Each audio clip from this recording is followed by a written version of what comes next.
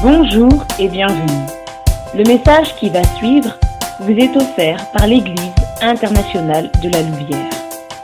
Nous croyons qu'en l'écoutant, vous serez bénis. Nous vous souhaitons une excellente écoute et que Dieu vous bénisse.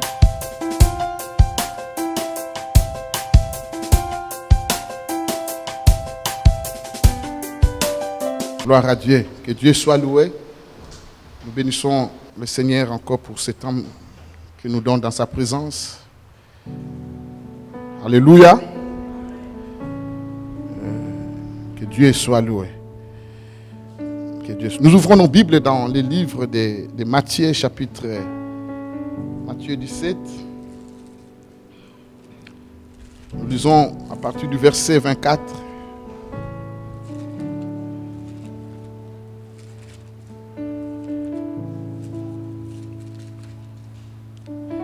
Que Dieu soit loué.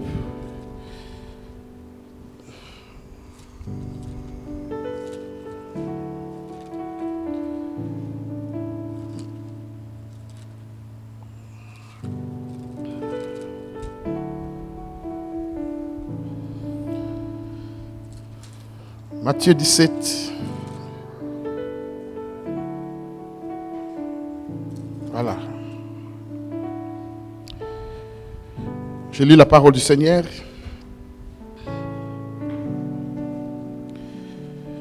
Lorsqu'ils arrivèrent à Capernaum, ceux qui percevaient les 2 drachmes s'adressèrent à Pierre et lui dirent: votre maître ne paye-t-il pas les 2 drachmes? Oui, dit-il. Et quand il fut entré dans la maison, Jésus les prévient et dit: que te semble, Simon, le roi de la terre, de qui perçoivent-ils des tribus ou des impôts, de leurs fils ou des étrangers? Il lui dit: des étrangers. Et Jésus lui répondit: les fils en sont donc exceptés? Mais pour ne pas le scandaliser, va à la mer, jette l'hameçon et tire les premiers poissons. Qui viendra, ouvre-lui la bouche et tu trouveras un stantère. Prends-les et donnez-les pour moi et pour toi. Amen. Alléluia. Cette histoire est vraiment très très prophétique.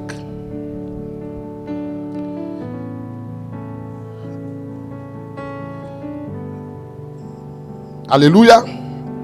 Il est très prophétique. Vous savez, Apocalypse chapitre 19, verset 10 nous dit quelque chose, dit que l'esprit, le témoignage de Jésus, c'est l'esprit prophétique. Le témoignage de Jésus, c'est l'esprit prophétique. Jésus lui-même a dit, depuis le commencement, on parlait que de lui.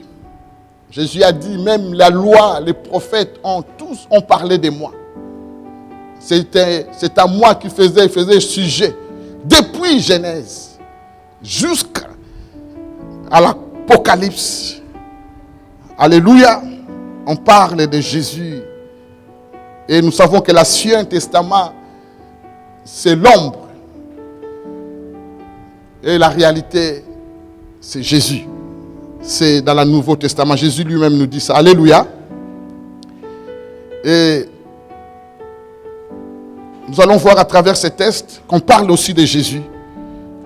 Parce que Dieu a caché ces choses. Mais il a révélé ça aux enfants. La parole de Dieu a une forme d'un code. Il faut le Saint-Esprit pour te révéler, pour comprendre ce qui est caché. Amen.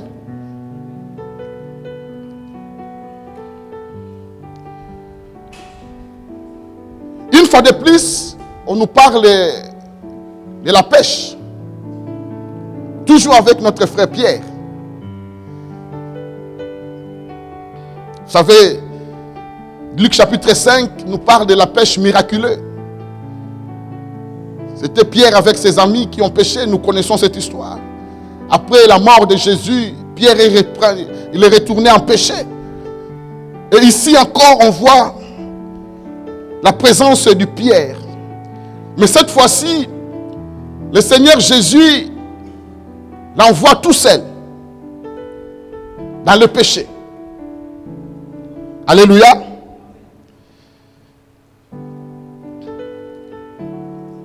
Nous devons savoir que Pierre,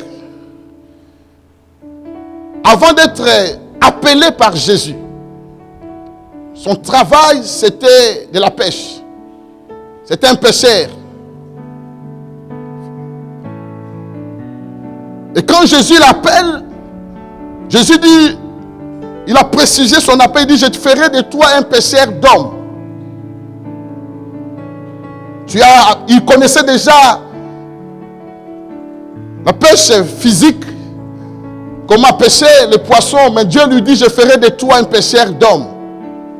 Alléluia. Je ferai de toi un pêcheur d'hommes. Parce que, avant de comprendre des choses spirituelles, des choses invisibles, il faut d'abord comprendre les choses physiques et terrestres.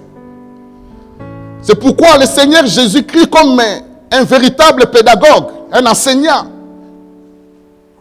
il parlait beaucoup des choses terrestres, physiques, pour nous amener à comprendre les choses spirituelles. Jean chapitre 3, voilà ce que la Bible dit. Nous sommes à l'église, nous lisons, et pour comprendre, verset 17. Jésus dit ceci. Jean chapitre 3, verset 17. Si vous ne comprenez pas, quand je vous parle de choses terrestres, comment comprendrez-vous quand je vous parlerai de choses célestes? Alléluia. Alléluia. Si vous ne croyez pas, d'autres versions disent si vous ne croyez pas, d'autres versions disent si vous ne comprendrez pas, vous ne comprendrez pas les choses terrestres. Comment croyez-vous quand je vous parlerai de choses spirituelles? Alléluia. Un bon enseignant, Jésus, pédagogue. Il nous parle des choses terrestres, de la nature. C'est pourquoi Jésus a beaucoup parlé des paraboles. Parce que pour comprendre les choses spirituelles, il nous a amené d'abord à comprendre les choses terrestres. La nature, la Bible dit, la nature elle-même ne vous enseigne-t-il pas? Alléluia. Il a lié beaucoup de comparaisons par rapport à son enseignement spirituel aux choses terrestres. Pour faire passer un message spirituel, Jésus commençait d'abord à parler des choses terrestres, naturelles, physiques, pour que nous arrivions à comprendre les choses spirituelles. Parce que par les choses physiques, on arrive à comprendre et à discerner des choses spirituelles. Alléluia.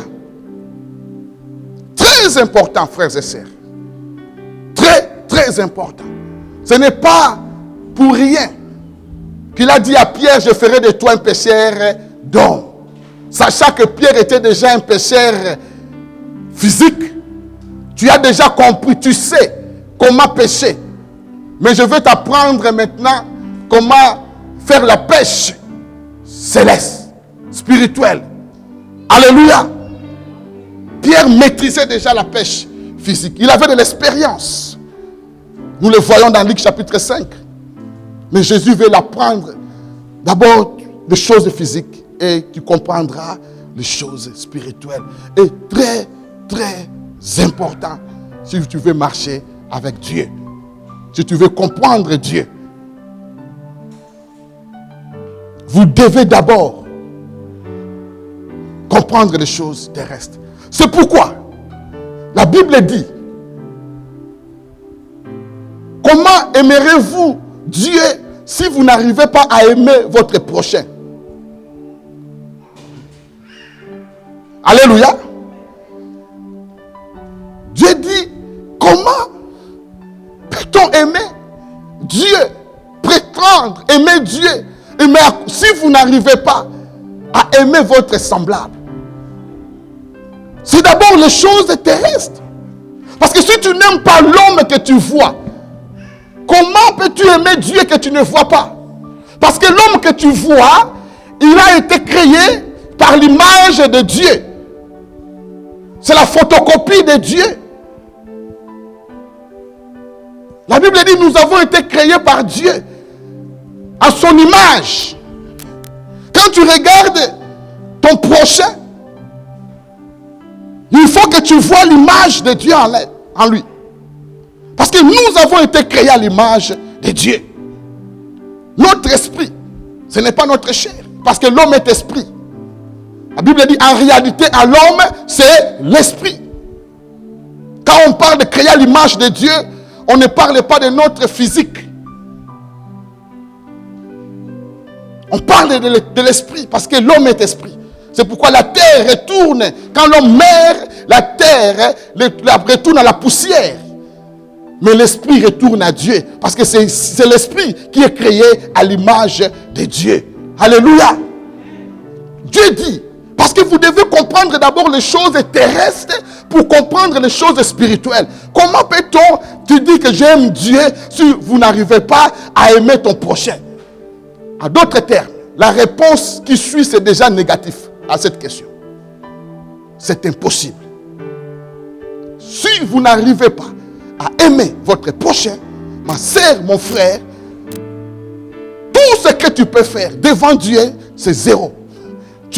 C'est impossible. C'est impossible.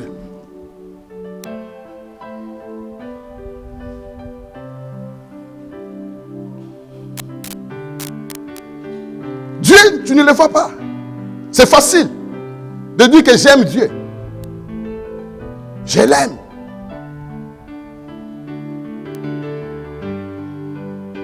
C'est très facile. Tout le monde peut le dire.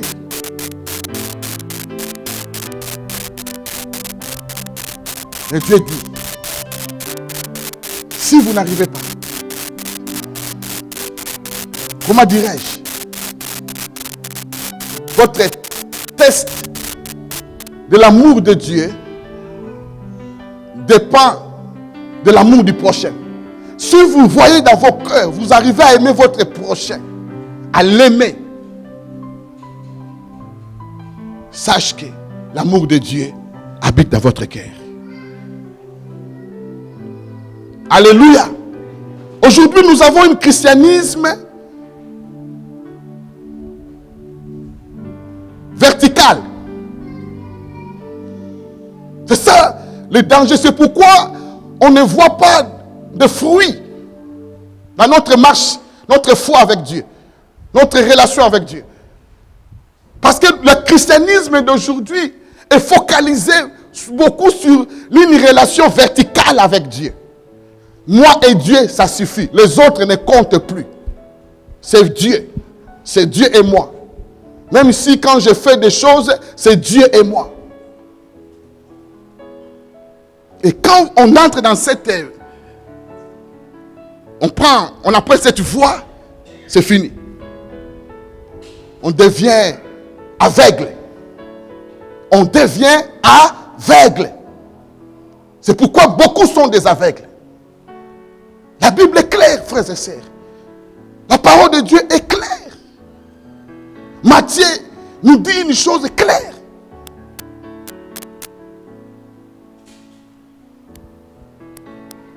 Comment vois-tu la paille qui est dans l'œil de l'autre?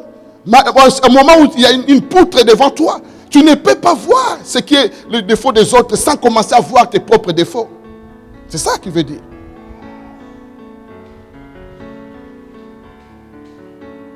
Alléluia. Je crois Matthieu chapitre 5, que Jésus parle de ces choses. Et nous avons besoin de revenir à ces choses-là, à ces principes.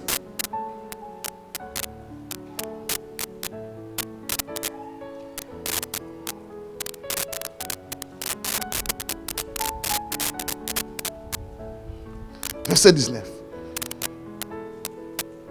Il y en a beaucoup.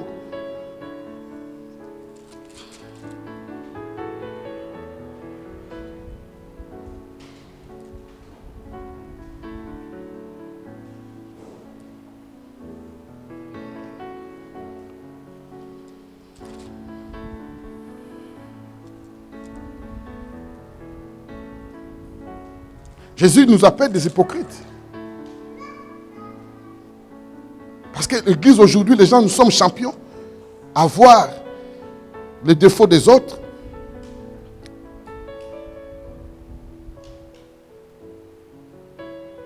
Et de ne pas voir nos propres faiblesses, nos propres fautes.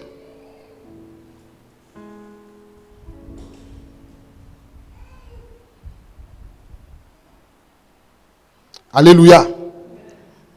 Alléluia. Comment peux-tu? C'est-à-dire que Dieu s'étonne parce que pour Dieu, devant toi, il y a un poutre. C'est-à-dire que c'est impossible de voir chez l'autre. Mais tu arrives même à percer pour voir chez l'autre. Nous sommes des aveugles. Parce que la relation avec Dieu n'est pas simplement verticale. Frères et sœurs, si vous n'arrivez pas, si vous ne savez pas d'abord à aimer votre église locale,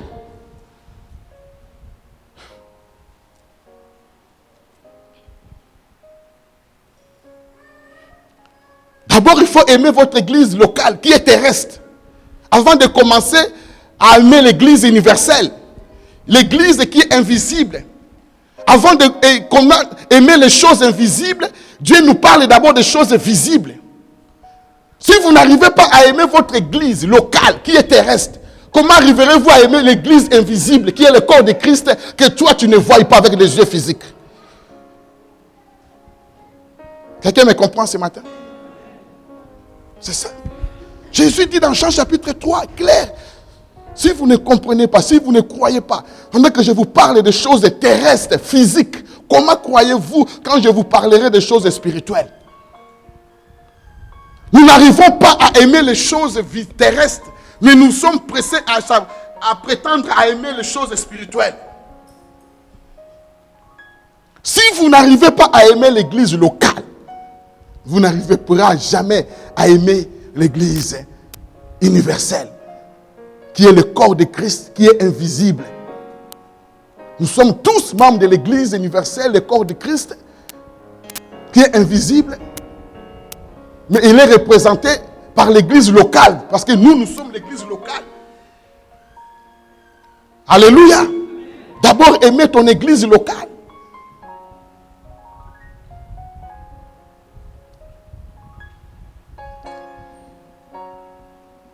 Et aujourd'hui, les chrétiens qui nous sommes, nous critiquons l'église locale. On s'associe à toutes sortes de méchancetés qui se disent contre l'église locale.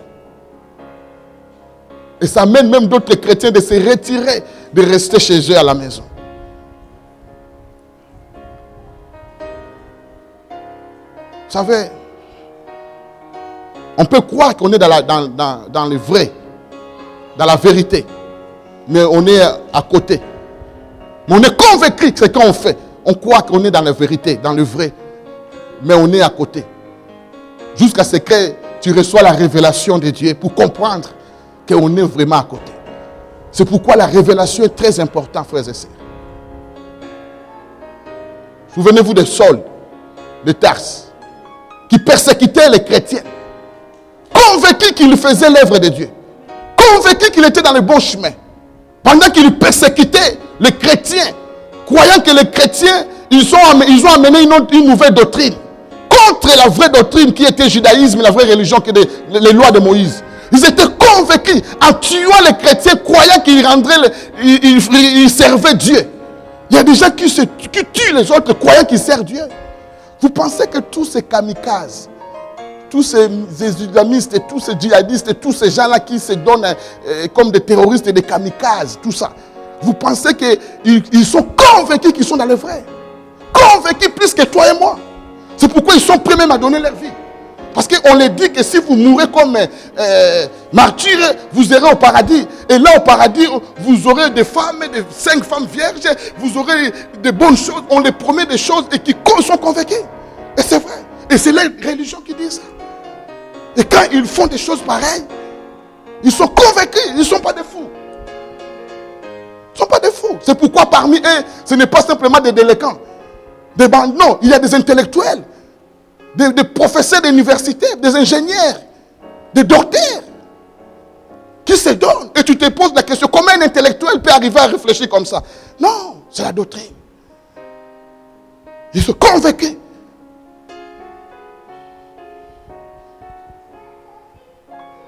Que je fais ça à cause de Dieu.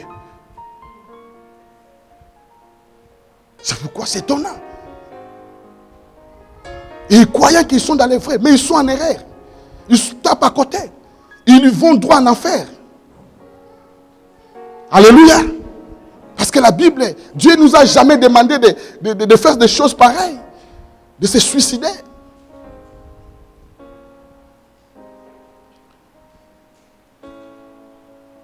Ils sont en erreur, mais convaincus. Et Saul de Tarse, ce n'est pas uniquement eux. Alléluia. Nous voyons l'apôtre Paul, avant de devenir Paul, il était Saul. Il persécutait l'église. Il a participé à la maître d'un grand homme de Dieu, Étienne. On l'a lapidé. Vous voyez, les gens lapident quelqu'un avec des pierres, de grosses pierres, sachant qu'ils servent Dieu. Ils glorifient Dieu. Mais le jour où le Saul a rencontré Jésus dans la rue de Damas, quand il a eu la révélation, quand il a rencontré Christ, Jésus lui dit, pourquoi me persécutes-tu? Jésus-Christ qui se révèle en lui, il a revu une lumière. Il tomba en terre, il reçoit une vision. Et dans cette vision, il voit Jésus-Christ de Nazareth qui est vivant. Lui apparaît, Jésus lui dit, il lui pose la question, pourquoi me persécutes-tu? La question est simple. Moi, je ne te persécute pas. En persécutant les chrétiens, il persécutait en réalité Dieu lui-même. Quelqu'un me comprend? C'est pourquoi la Bible dit, si tu fais du mal à un petit enfant, c'est à Dieu. Faites attention.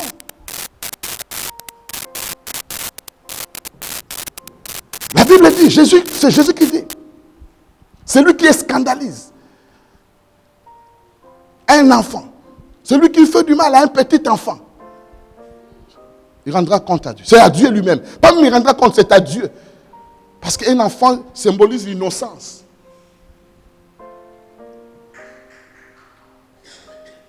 Et il y a des gens qui font du mal aux enfants. Des bébés, des enfants. Font du mal.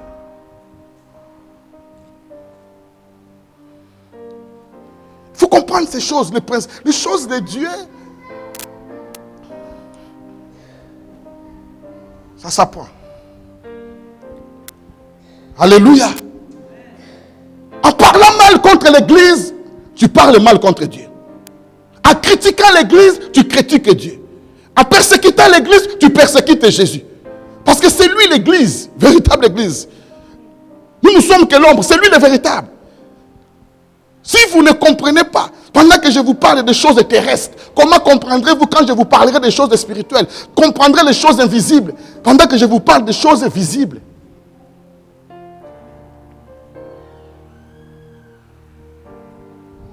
Pourquoi me persécutes-tu? Oh!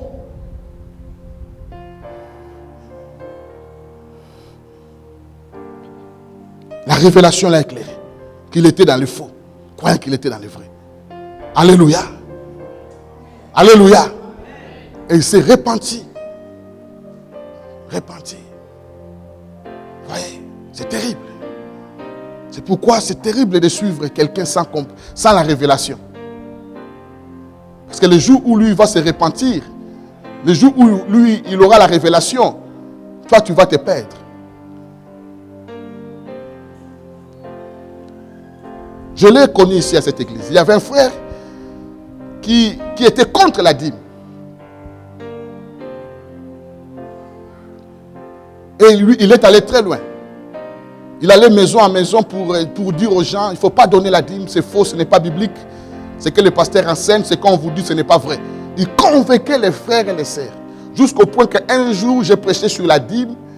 En sortant de l'église, il a distribué des CD de notre prédicateur. Contre cette prédication de la dîme, en donnant le CD. Écoutez ça, n'écoutez pas. Écoutez ça, vous allez voir l'enseignement. Et les gens ont écouté.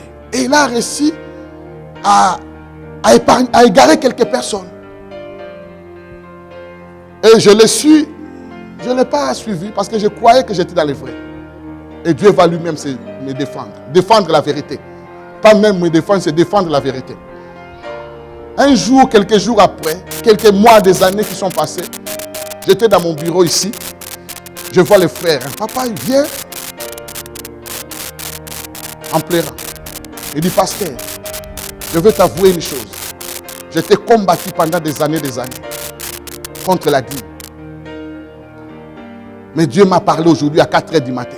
Dieu m'a parlé. J'étais dans mon lit, Dieu m'a parlé. Que la dîme, c'est vraiment déduit. Il faut que je commence à donner. Il s'est repenti dans mon bureau et je lui ai dit, il m'a dit, pasteur, je suis. C'est lui qui m'a rencontré lui-même. J'allais de maison en maison pour dire aux gens. Je faisais ça. Quand je l'ai dit, je lui ai dit, comme tu l'as fait ça, tu vas te repentir à public. Il est venu ici. Quand les gens se souviennent, il était ici, en se repentant, en disant vraiment, je regrette. Tout ce que je disais, c'était faux. Aujourd'hui, il est le champion à donner la dîme, là où il est. Alléluia. Aujourd'hui, il m'a dit, pasteur, tout ce que je n'avais pas, je vais donner. Et j'étais, en sortant, après sa repentance ici, le culte est fini, en sortant, il y a un frère qui m'approche. Il me dit, ah, pasteur, à quoi est-ce que nous allons boulot?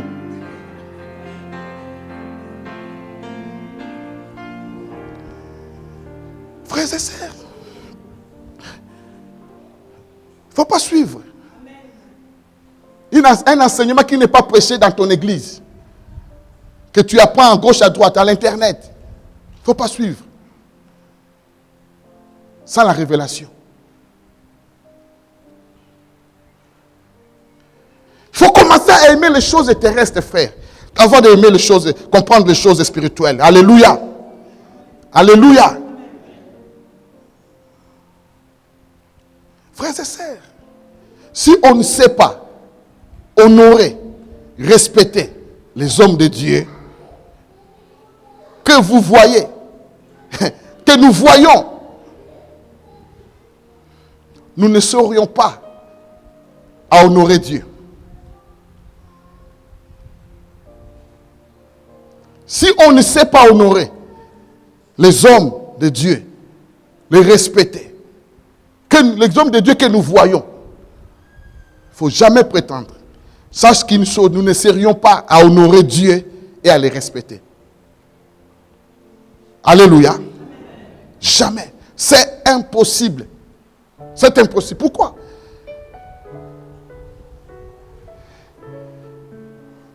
On n'arrive pas à craindre Dieu. Tu ne peux pas dire je crains Dieu, mais ne pas honorer. Vous savez, il y a un adage qui n'est pas biblique. Je parle des choses pour comprendre des choses simples. Ce n'est pas public. Je souligne que ce n'est pas de la Bible. Mais la Bible soutient une partie de ce qu'on dit souvent dans notre culture. Surtout les Congolais, dans notre culture en Afrique. Papa, Baza Banzambe, Yassé. Nos parents. C'est ça qu'on dit, hein? Mais ce n'est pas écrit. Pourquoi on dit ça? Ils ne sont pas des dieux sur la terre. Ils n'ont pas le pouvoir de décider sur ta vie, sur ta mort. Ils n'ont pas le pouvoir. Alléluia. Ils n'ont pas. Ils ne sont pas des dieux. Comme Dieu, ils ne sont pas omniprésents. Nos parents ne sont pas omniscients. Ils n'ont pas la connaissance de Dieu. Ils n'ont pas le pouvoir que Dieu a. Ils ne peuvent pas décider que demain tu vas mourir comme tu ne m'as pas obéi aujourd'hui. Demain tu vas mourir. Non. Mais on dit que ce sont des dieux de la terre. Et la Bible dit, honore ton père et ta mère, pour vivre longtemps sur la terre. C'est ça la Bible. Maintenant, ça c'est vrai. Honore ton père et ta mère pour prolonger ton séjour sur la terre. C'est-à-dire que la longévité a une promesse qui dépend. Frères et sœurs, j'ouvre une parenthèse. Comme on voit aujourd'hui, il y a beaucoup de morts, de jeunes. Ça vient de là, de la rébellion des enfants. Je vous dis la vérité. Ça vient de là. La Bible dit, ce ne sont pas les enfants qui vont enterrer les parents. La Bible dit. La Bible dit, ce n'est pas, oui c'est ça, hein, ce n'est pas les enfants qui enterreront leur père. C'est la parole de Dieu. Ce n'est pas inventé. C'est une parole de Dieu. Et que tu peux t'accrocher et tu peux commencer à prier avec ça. Seigneur, que mes enfants ne m'enterrent pas parce que tu l'as dit. Voilà la prière. Mais si tu vois que les parents commencent à enterrer les enfants, je ne dis pas tous les cas, mais sur 100% des cas, 99%, c'est lié à l'esprit de rébellion qui agit dans la jeunesse de ce monde. Il y a une rébellion terrible, un esprit de rébellion qui est libéré sur la terre pour raccourcir. L'esprit de rébellion qui est mon frère, ma soeur. Honore ton père et ta mère pour vivre longtemps. C'est Dieu qui dit. C'est Dieu qui a créé le monde par sa parole. Alléluia. C'est Dieu qui l'a dit. Il faut souligner. C'est la parole de Dieu. La Bible dit les cieux et la terre passeront, mais la parole de Dieu ne passera point. Si tu honores ton père et ta mère, laisse-moi te dire une chose, te garantir une chose. Tu as plus de chances, de grâce, de vivre longtemps sur la terre. Et à rappeler à Dieu, Seigneur, j'honore mon père et ma mère. Et tu as le témoignage de ton père et ta mère qui disent que cet enfant nous honorait. Dans tout, ils nous honorent. C'est-à-dire que nous sommes fiers. Dans tout. Quelqu'un m'a dit, pasteur, récemment, pas même longtemps, pasteur. La Bible dit aussi, les parents aussi, de ne pas outrager leurs enfants. Oui, mais chacun fait sa part. Alléluia. Chacun choisit sa part. Les parents aussi, ils ont le devoir, la responsabilité de ne pas outrager leurs enfants. Ça aussi, Dieu le dit. De ne pas utiliser leur autorité, leur pouvoir pour écraser. Comme des dictateurs. Non. Comme des tyrans. Non.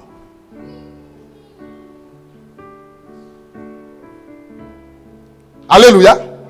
Non. Et la Bible dit la malédiction sans cause n'a pas d'effet. Parce qu'il y a des malédictions qui peuvent sortir des parents, mais ça n'a pas de cause. Ça n'a pas de cause. Ce n'est pas dans la parole de Dieu, sans cause. Moi, une fois, mon père m'a menacé du Congo. Moi, j'étais ici en Europe. Et elle a appris que j'évangélisais, je faisais les choses de Dieu dans la rue. Que je suis venu pour étudier, mais je faisais d'autres choses. Il ne connaît pas la réalité de l'Europe. Il m'a pris au téléphone, il m'a menacé. Et je tremblais. Je vous dis, il y a d'autorité. Et je priais. Dieu m'a dit clair et net ce jour-là. Je suis venu pour séparer. Parce qu'il ne peut pas t'empêcher à connaître. Parce que moi, je viens d'une famille musulmane. Tu es devenu chrétien. Non. C'est la honte. C'est la honte. Mais là, je ne désobéis pas. Alléluia. Là, ce n'est pas une désobéissance. Même malgré les menaces, les malédictions, ça n'a pas de cause sur moi. Parce qu'à cause de ma foi, Jésus, c'est la vérité, c'est le salut. Je ne peux pas dire parce que c'est mon papa qui m'a dit de ne plus aller à l'église, de ne plus prier Jésus, non, je retourne au mosquée. Non! Là, je veux à la perdition. Ce n'est pas ça que Dieu dit. Alléluia. Alléluia. Il doit y avoir l'équilibre. Mais parce que c'est l'image de l'autorité. Quand on parle de parents, ce sont des hommes de Dieu. C'est l'image de l'autorité. Bien aimé, dans ce monde, il y a l'autorité. Nous tous, tout le monde, personne ne peut vivre en dehors d'une autorité. Personne. Le pouvoir.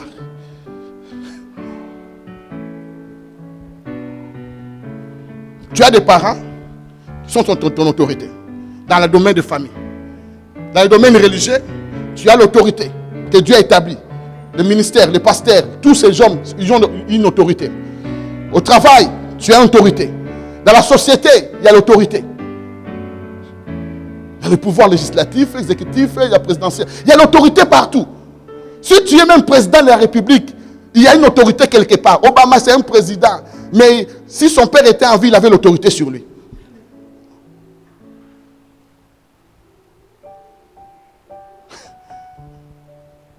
François Hollande, il est le président de la France. C'est lui l'autorité d'une nation. Mais il a son papa qui peut crier sur lui. Parce que lui, il a l'autorité sur lui. Et il ne va pas dire, comme je suis président, je vais utiliser ma position de président de force pour t'arrêter. Il peut me le gifler. Et c'est vrai, je vous ai dit. Il peut même le gifler. Bah. Alléluia. Je suivais un film où il y avait un gangster qui faisait terreur partout. Terreur, c'était un homme qui faisait peur à tout le monde. Mais quand sa mère a su que ce que son fils faisait, il entre à la maison, il le gifle. Et cet homme a regardé, il avait des gardes-corps, des militaires, des gens derrière lui. Il dit, c'est maman. Il pleurait, il est allé pleurer dans la chambre. Sa maman lui dit que si tu essaies encore, j'ajoute. Parce que la maman, il le voit toujours comme son bébé, comme son enfant. C'est comme ça. Tes parents, ils continueront toujours à t'avoir comme leur petit enfant de 5 ans, de 6 ans. Il peut toujours te gifler. C'est dans leur tête. Ça fonctionne comme ça. Alléluia. Alléluia. Oui. Oui, oui. Moi, j'ai vécu ça dans une famille ici en Europe des Italiens.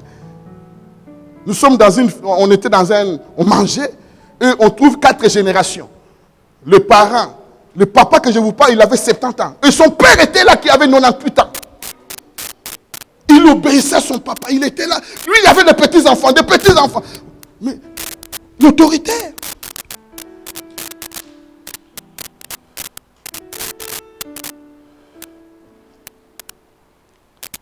Alléluia. Tu vas au travail, il y a l'autorité. Il y a des responsables. Et aussi, ils ont leur autorité.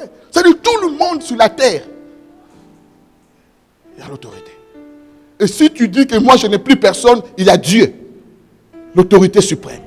Que tu dois te soumettre en lui. Tu dois te soumettre à Dieu. Parce que c'est lui l'autorité suprême. C'est Dieu qui a créé ça pour qu'il y ait l'équilibre.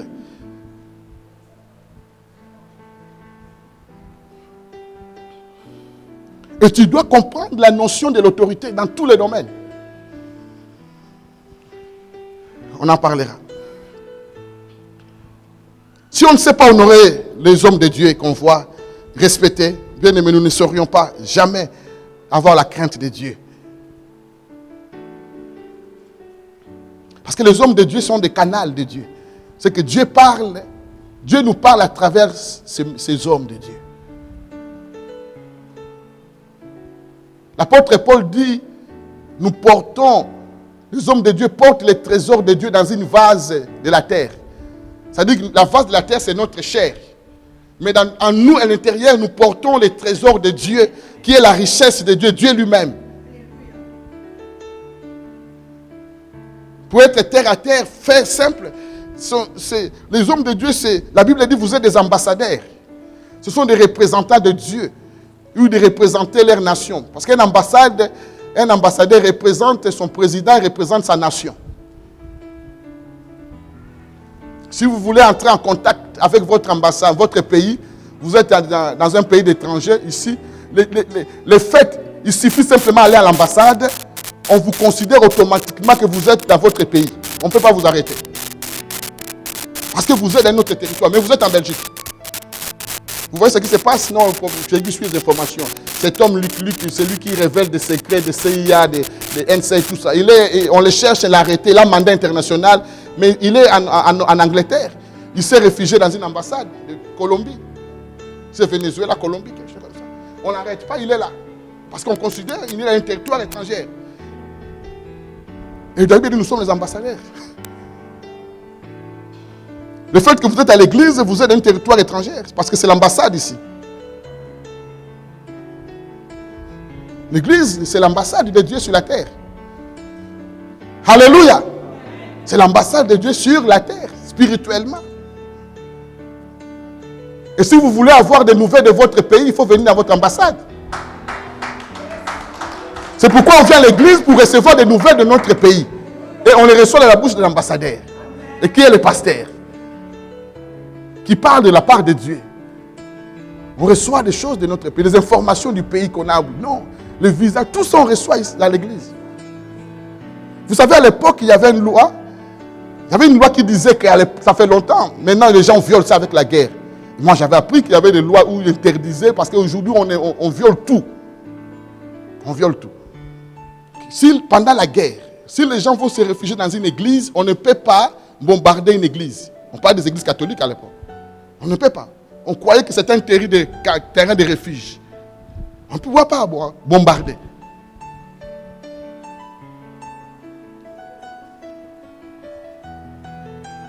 Bon, aujourd'hui, si n'ose pas aller te cacher dans une église physique, parce qu'il y a des voyous, des judaïstes, ils ne respectent rien. Ils vont bombarder les églises maintenant.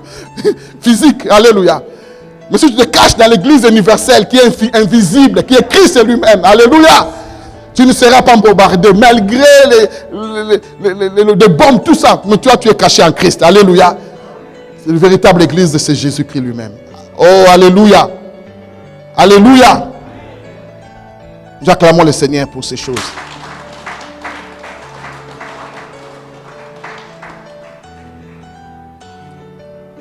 Comprenez ça, c'est simple. Comprendre les choses terrestres pour comprendre les choses spirituelles. Parce que Dieu nous parle à travers les choses physiques pour que nous arrivions à comprendre les choses spirituelles. Jésus a utilisé des paraboles. Nous parlons des choses naturelles. Prendra l'exemple des champs, des semences, des graines, beaucoup de paraboles pour que ce contemporain arrive à comprendre ce que le message caché qui est spirituel. Il y a toujours un message caché. C'est ça la révélation. Amen. Alléluia. Il y a un message caché dans cette parabole, cette parole que nous avons lue. Jean 17, on n'oublie pas ça, parce que c'est là où on a commencé, 24. Jésus envoie Pierre dans les péchés. Je vais terminer par là. Je ne serai pas là.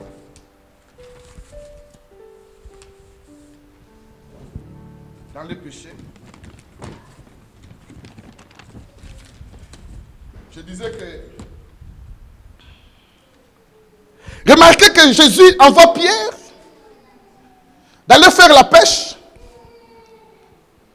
Pas comme d'autres pêches. Il dit pas l'hameçon. Parce que Jésus dit va pêcher et tu prendras le premier poisson qui va se présenter. Alléluia. C'était un problème d'impôt. C'était un problème de payer l'impôt. Des taxes. Ça n'a pas commencé aujourd'hui. Fiscalité, toutes ces choses-là, ce n'est pas aujourd'hui. Ça vient de loin. Et il y avait des créanciers qui ont réclamé à Pierre, a dit que est-ce que votre maître ne paye partie d'impôt? Lui aussi doit payer, le Romain. Jésus dit à Pierre, est-ce que le fils du pays, le fils du roi, le fils du pays, le fils du roi, est-ce qu'il a droit à payer l'impôt?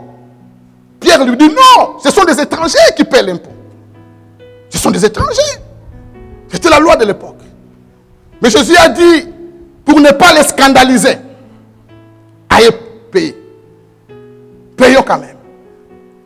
Pour ne pas les scandaliser. C'est-à-dire que Jésus a dit, pour ne pas devenir un pierre d'achoppement pour eux. Alléluia. Logiquement, je n'ai pas le droit. Je peux refuser. Je ne peux pas payer. Lui qui est le véritable roi d'abord. Qui est aussi juif, physiquement. Mais il a dit pour ne pas les scandaliser. Parce que ce sont des étrangers. Il dit à Pierre, d'une manière surnaturelle d'aller pêcher. Et remarquez que cette fois-ci, Pierre va pêcher non pas avec un filet, parce que souvent, il y a des pêches qu'on peut faire avec un filet, qu'on peut faire avec un crochet, qu'on peut faire avec un hameçon. Alléluia. Mais ici, Pierre va pêcher sans un filet. Pourquoi? Parce que le Seigneur n'avait pas besoin de multitude, de beaucoup de poissons. Parce que les pêches qu'on peut faire avec un filet, c'est pour attraper beaucoup de poissons. Jésus avait besoin d'un poisson. Alléluia. Pas plusieurs poissons. Pour payer l'impôt. Il avait besoin d'un seul poisson. Cette affaire concernait un seul poisson. C'est pourquoi Pierre n'avait pas besoin d'amener un filet. Sinon, ça n'allait pas marcher. Il allait désobéir. Et pour pêcher qu'un seul poisson, on a besoin d'un crochet ou bien d'un hameçon pour attraper un seul poisson. Alléluia. Nous avons vu que Jésus, logiquement, il n'avait pas le droit de payer parce que lui, il était le fils du roi, le fils de la maison du pays. Il n'avait pas le droit. Mais il a payé quand même. Parce que c'était réservé aux étrangers. Alléluia. Je veux que tu comprennes à travers ce message une révélation qui est cachée, qui est prophétique. Jésus, en payant cet impôt, spirituellement, il payait notre impôt à nous. Pourquoi? Parce que lui n'était pas un étranger. Lui, il était juif, il était le fils du roi. Il avait le droit à ne pas payer, mais il a payé en s'identifiant à l'étranger. Et qui est l'étranger? Spirituellement, c'est le peuple qu'on appelle les nations. Alléluia. C'est toi et moi qui nous sommes des étrangers dans les choses de Dieu. On n'était pas considérés, on n'était pas prévus. On n'était pas dans les choses de Dieu. On nous traitait comme des étrangers. Et spirituellement, Jésus est en train de régler ce problème. Alléluia. Il est en train de régler un problème spirituel. Parce que nous aussi, nous étions dans le plan de Dieu. Malgré que nous étions des étrangers. Mais dans le plan de Dieu, depuis le commencement, Dieu avait un peuple. À part le peuple d'Israël, qui sont des Juifs. Alléluia. Le peuple d'Israël, c'est le peuple de Dieu terrestre. Comme je vous ai parlé des choses terrestres. Voilà, toujours ça enfant, toujours des pères. Les Juifs, c'était le peuple terrestre. Mais les nations que nous étions des étrangers, nous sommes des peuples de Dieu célestes. Abraham, notre père de la foi. Parce qu'Abraham, c'est le père de la foi. À Abraham, il y avait deux peuples. Il n'y avait pas que des peuples des Juifs. Quand Dieu s'est révélé à Abraham, il dit à Abraham, regarde le ciel. Si tu sais compter les étoiles du ciel, voilà ta postérité, le nombre de ta postérité. Il dit aussi à Abraham, il ne s'est limité pas qu'au ciel. Il dit, regarde les sables de la terre. Si tu sais compter les sables de la terre, c'est aussi le nombre de ta postérité. C'est-à-dire qu'il y avait deux peuples. Il y avait un peuple céleste qui sont des étoiles. Il y avait aussi un peuple terrestre qui sont les sables de la terre. Alléluia. Le peuple céleste qui était invisible, les étoiles, c'était l'église qui est cachée. C'était nous les étrangers, les nations. Le peuple qu'on appelle céleste. Alléluia. Et le peuple terrestre, les sables de la terre, c'était l'Israël qu'on voit aujourd'hui. Le peuple d'Israël. Alléluia. À Abraham, il y avait deux peuples de Dieu. Le peuple céleste et le peuple terrestre. Et le peuple terrestre n'avait pas droit à l'héritage. Il n'y avait pas droit aux choses spirituelles, aux choses de Dieu. Mais Jésus ici, en payant l'impôt, il s'identifie comme un étranger. En devenant, nous les nations, quand on payait les impôts, on n'avait pas droit. Il a pris notre place. À payer l'impôt, il a payé notre dette. Alléluia. Il a payé ta dette spirituelle. Parce qu'il est devenu étranger comme toi. Il s'est mis à ta place. Il dit à Pierre, est-ce que je... Non, tu n'as pas le droit. Ce sont les étrangers qui payent. Mais pour ne pas les scandaliser. Alléluia. Alléluia. Il a payé ta part. Comme un étranger. Pourquoi il avait besoin que d'un seul poisson? Bien aimé, Dans Jean chapitre 11, quelqu'un a prophétisé. Il a dit ceci. Jean 11. L'évangile de Jean, je lis très vite, verset Jean 11.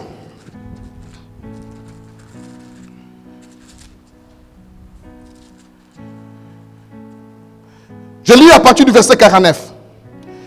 L'un des Caïphe, c'était un sacrificateur, qui était souverain sacrificateur, cette année-là, leur dit, vous ne comprenez rien, vous ne réfléchissez pas, qu'il est dans votre intérêt, qu'un seul homme, alléluia, ils ont un intérêt à bino kaka mutu moko akufa. Pas plusieurs personnes, pas plusieurs hommes, mais un seul homme.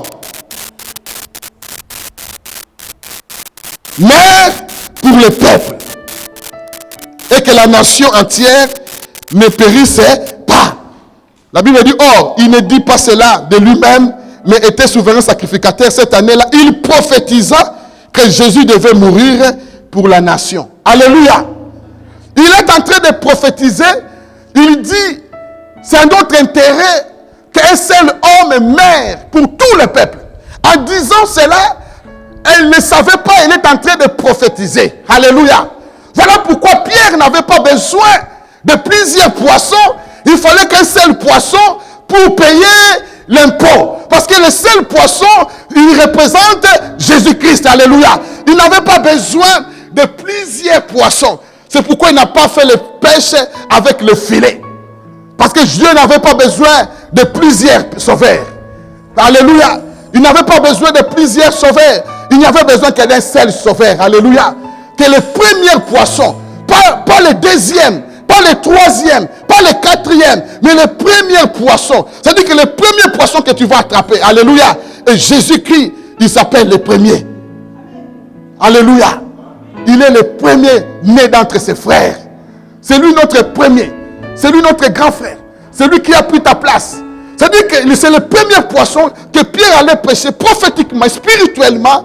C'était l'image de Jésus, qui lui-même, il devait mourir. Alléluia. Pour nous sauver.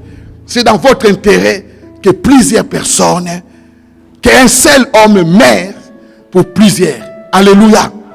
Alléluia.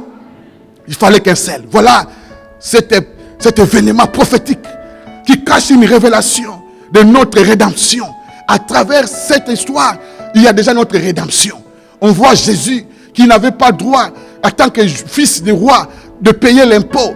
C'était des étrangers, mais il a payé quand même pour s'identifier à toi et moi, pour payer nos dettes. Alléluia. Oui, bien aimé, le diable n'a rien à revendiquer. Il n'a pas besoin d'autres créanciers spirituels. Alléluia. Pour venir nous réclamer de payer. Jésus-Christ, lui qui s'est identifié déjà comme étranger, il a payé ta dette. Alléluia. Tu n'as rien à donner à qui que ce soit spirituellement. Parce que Jésus a payé ta dette. Alléluia.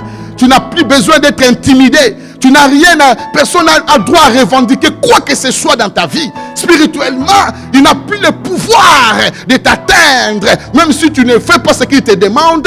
Mais sache que Jésus-Christ, en s'identifiant à l'étranger, c'était toi qui étais étrangère aux choses de Dieu. Tu étais étrangère à l'héritage de Dieu. Tu étais étrangère aux promesses de Dieu. Tu étais étrangère à ces choses. Mais Jésus, en s'identifiant par l'étranger, c'était ta place et ma place. Il a payé l'impôt. Alléluia.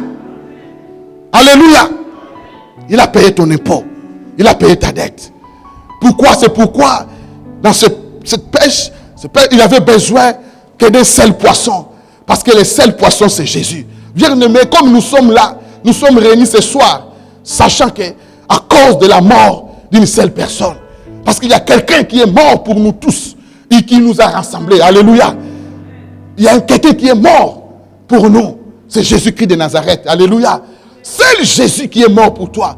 C'est Jésus qui mérite la louange, l'adoration. C'est pourquoi quand vous allez quelque part dans une église, ne regardez pas aux autres, regardez qu'à Jésus. Parce que c'est seul Jésus qui a payé ta dette. Alléluia.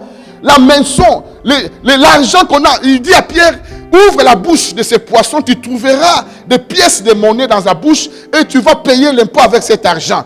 Oui, prophétiquement, Ça symbolise, la maison symbolise le jugement. Parce que le livre de Jérémie nous parle de la maison comme un jugement.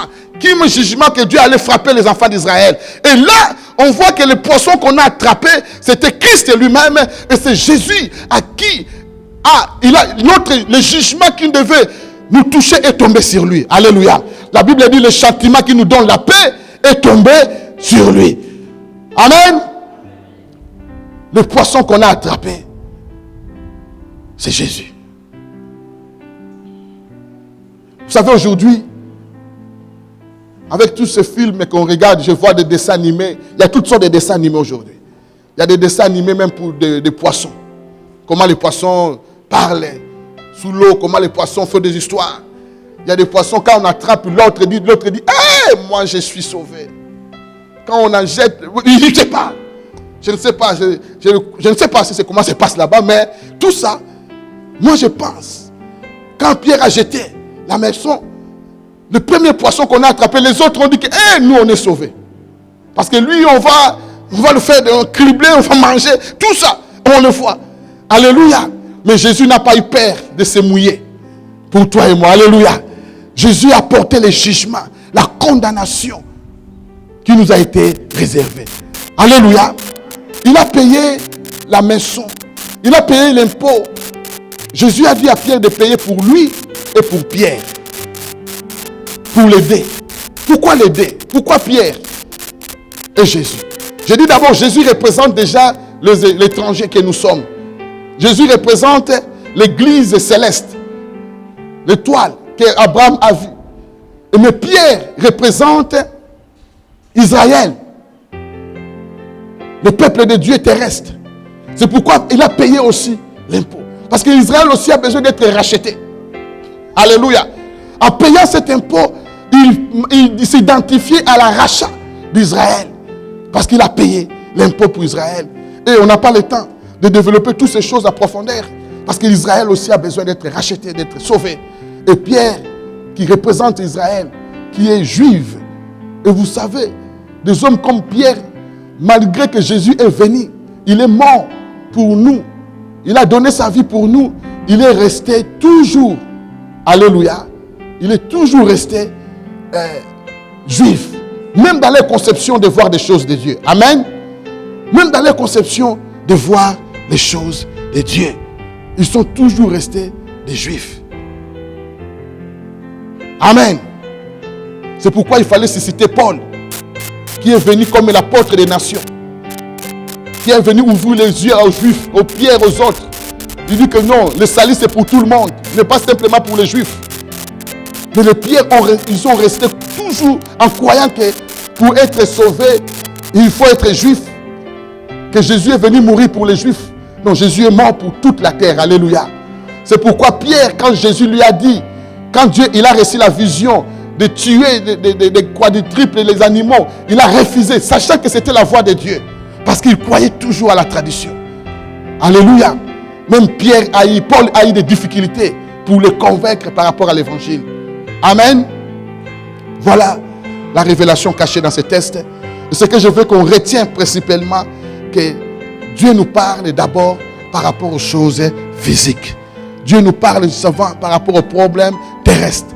Si nous voulons comprendre les choses spirituelles, nous devons d'abord comprendre les choses physiques et terrestres. Alléluia.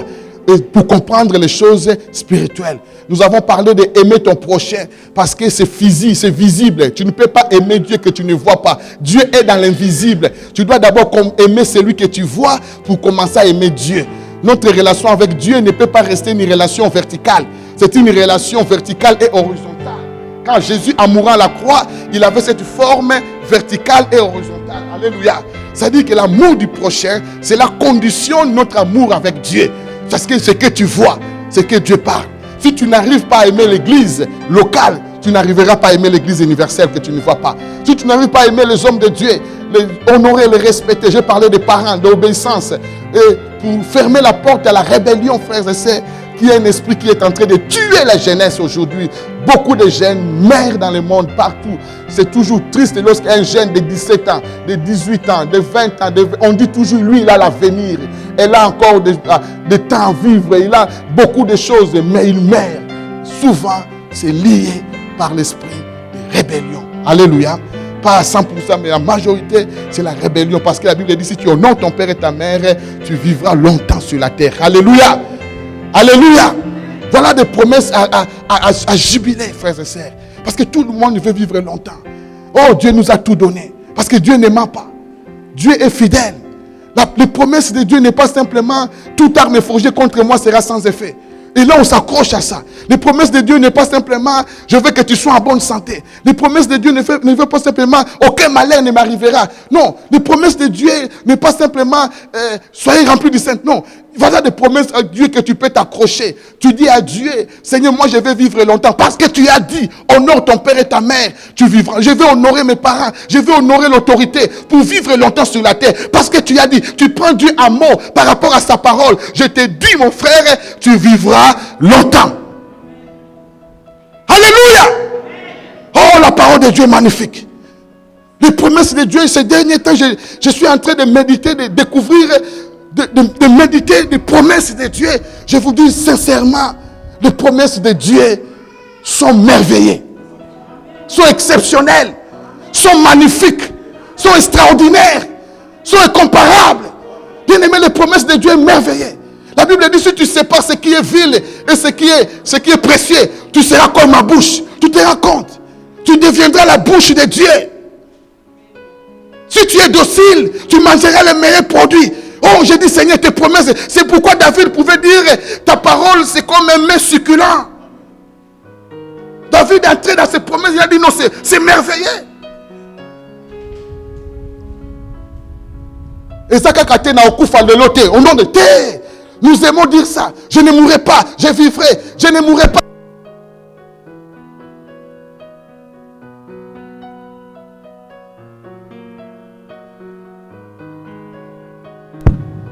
Alléluia. Alléluia. Oui. Chacun a une autorité. Et la promesse, respectée. Honore ton père et ta mère. Et tu vivras longtemps. Quelle promesse? Quelle promesse? Magnifique. Mais c'est rare que moi-même je prie avec ça. Mais souvent quand la mort vient, je ne mourrai pas, je vivrai au nom de Jésus. Non, ce que vous tous sababoti na ote, vous font la porte na molimo à rébellion et esprit wane comme melayo liwa. Et raccourci ba ane na yo. Alléluia. Alléluia. Vous avez constaté vous-même, l'époque de nos parents, de nos arrière-parents, les gens vivaient longtemps. Que cette époque-ci. Pourquoi à cette époque-là, au village, on prenait les gens de respecter les parents. Honorer. Moi, je vis, bien aimé, j'ai vu des grandes personnes qu'on les a tapées par un papa, son papa, mais un grand, mais ils respectent. La rébellion est entrée, vous voyez, ici en Europe, c'est qu'on enseigne aux gens à l'école. L'enfant, papa a dit ça, l'enfant, tout ça, c'est grave ce qui se passe, la jeunesse. C'est grave cette liberté. Ce n'est pas la Bible dit, ne faites pas que cette liberté vous amène à vivre dans la chair.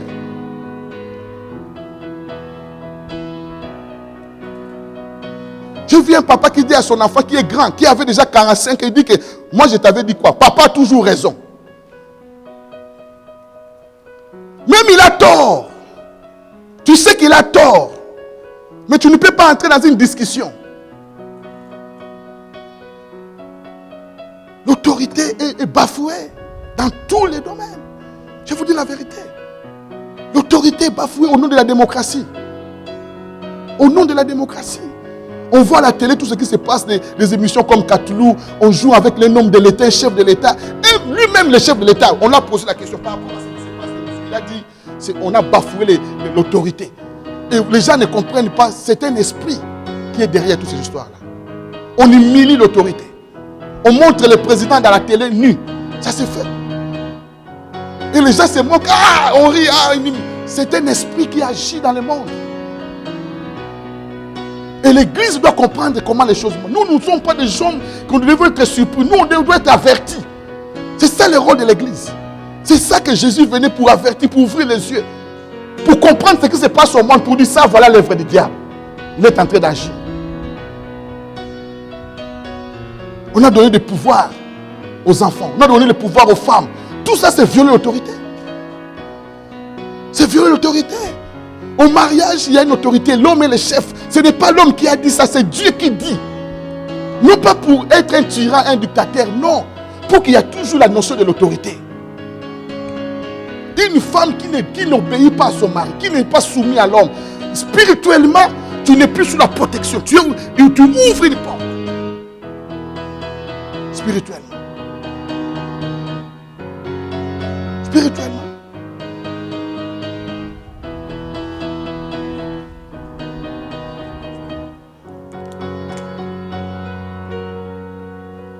Alléluia. Il faut vraiment revenir avec le principe de Dieu.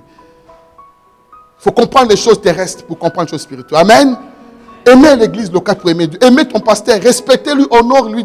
C'est alors que tu vas avoir la crainte. Tu ne peux pas avoir la crainte de Dieu. Tu ne peux pas respecter Dieu. Tu n'arrives pas à respecter l'homme de Dieu. Non. Dieu ne fonctionne pas comme ça. Prions le Seigneur. Jean chapitre 3, Jésus dit, si vous ne croyez pas, pendant que je vous parle de choses terrestres, comment croyez-vous quand je vous parlerai de choses spirituelles? Dieu nous a parlé de choses terrestres, des choses physiques, visibles, pour nous amener à comprendre les choses spirituelles. C'est comme ça que Dieu veut que nous marchions avec lui. Aimer ton prochain. Prie pour que Dieu te donne de l'amour du prochain. C'est un combat terrible. Que ton règne vienne. Nous allons parler de ces choses.